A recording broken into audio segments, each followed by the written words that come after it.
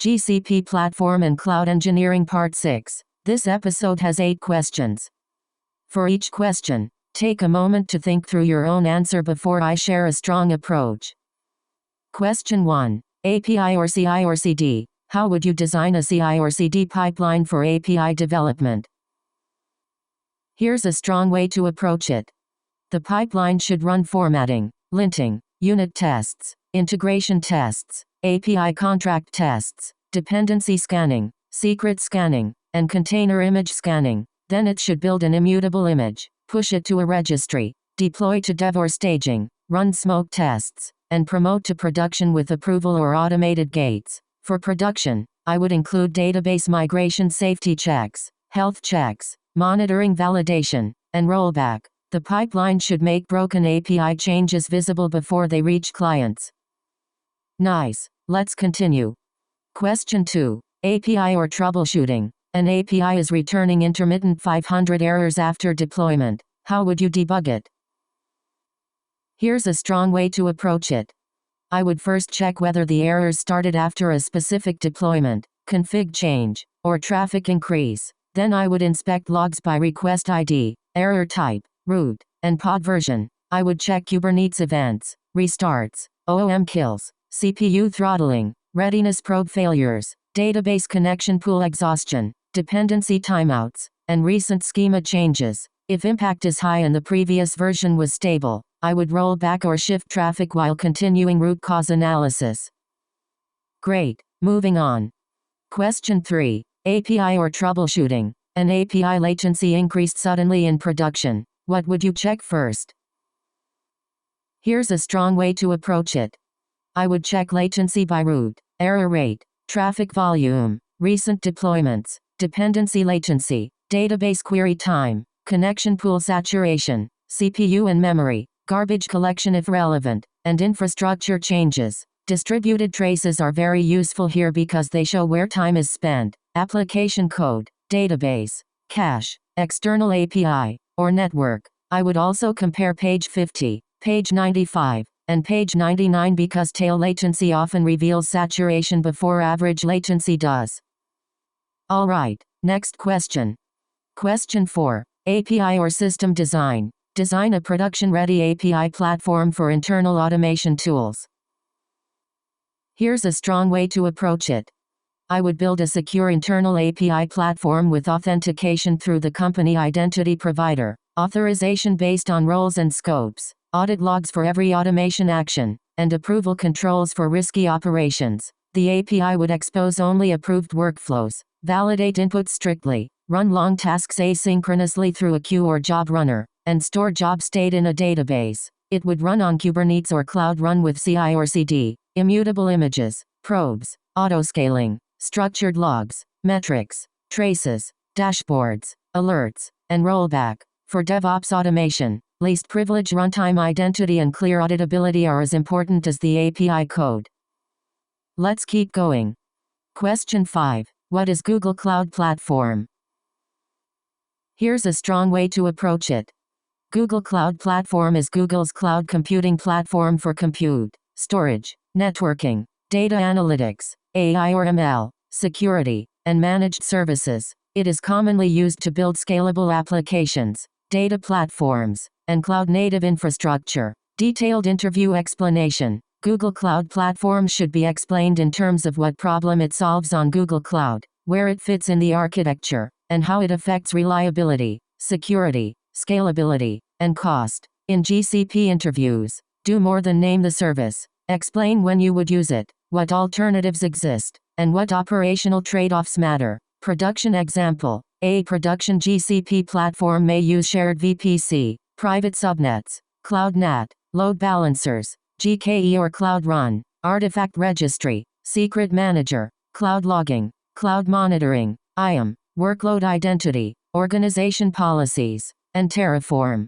Critical systems are usually deployed across zones, monitored with slows, protected with least privilege, and governed with labels, budgets, quotas, and audit logs. Best practices to mention: use least privilege IAM and avoid long-lived service account keys. Prefer private networking and managed services when they fit the requirement. Design for multi-zone availability and define RTO or RPO for critical workloads. Use labels, budgets, quota monitoring, and committed or spot capacity for cost control. Automate provisioning and enforce policy centrally. Common interview follow-ups. Be ready to discuss GKE versus Cloud Run, private versus public networking, IAM troubleshooting, quota exhaustion, load balancer health checks, VPC service controls, cloud armor, cost optimization, and disaster recovery on GCP. On to the next one.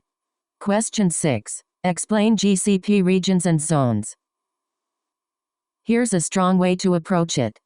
GCP regions are geographic locations, and zones are isolated locations within a region. Deploying across zones improves availability, while multi-region designs improve disaster recovery and user latency. Detailed interview explanation. GCP regions and zones should be explained in terms of what problem it solves on Google Cloud, where it fits in the architecture, and how it affects reliability, security, scalability, and cost. In GCP interviews, do more than name the service. Explain when you would use it, what alternatives exist, and what operational trade-offs matter. Production example. A production GCP platform may use shared VPC, private subnets, cloud NAT, load balancers, GKE or Cloud Run, artifact registry, secret manager, cloud logging, cloud monitoring, IAM, workload identity, organization policies, and Terraform. Critical systems are usually deployed across zones, monitored with slows, protected with least privilege, and governed with labels, budgets,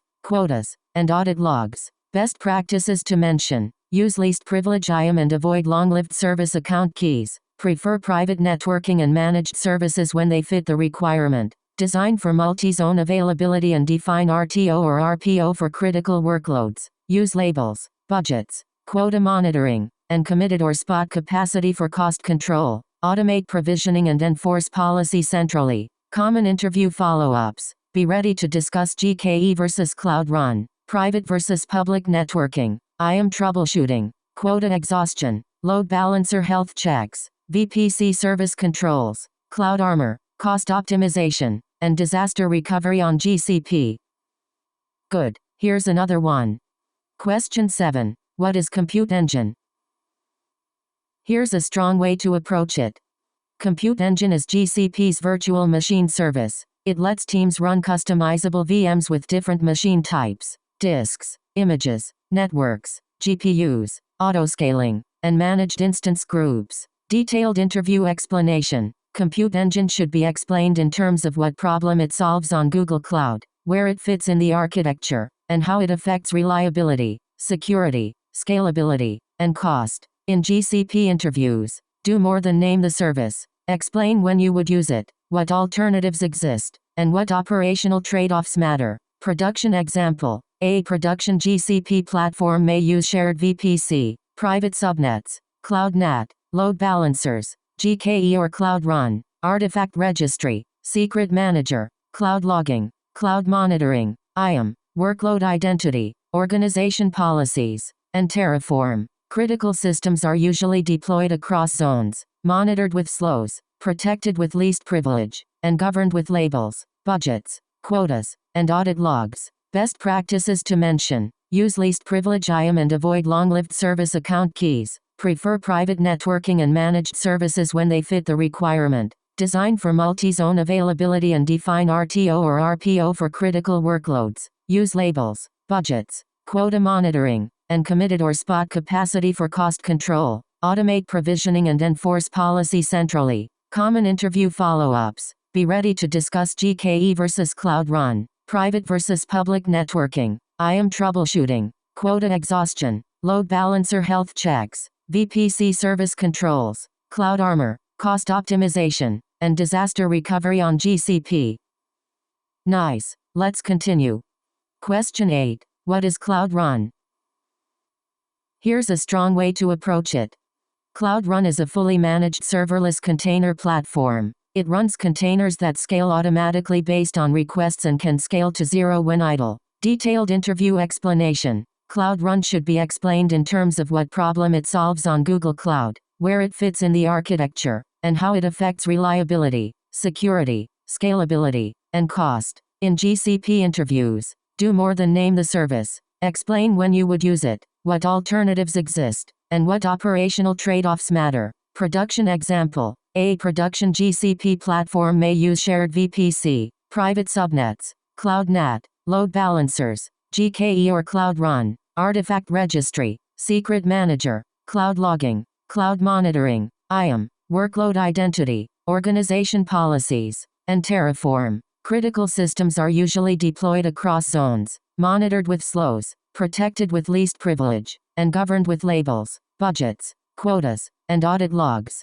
Best practices to mention: use least privilege IAM and avoid long-lived service account keys. Prefer private networking and managed services when they fit the requirement. Design for multi-zone availability and define RTO or RPO for critical workloads. Use labels, budgets, quota monitoring, and committed or spot capacity for cost control. Automate provisioning and enforce policy centrally. Common interview follow-ups. Be ready to discuss GKE versus Cloud Run, private versus public networking, IAM troubleshooting, quota exhaustion, load balancer health checks, VPC service controls, Cloud Armor, cost optimization, and disaster recovery on GCP.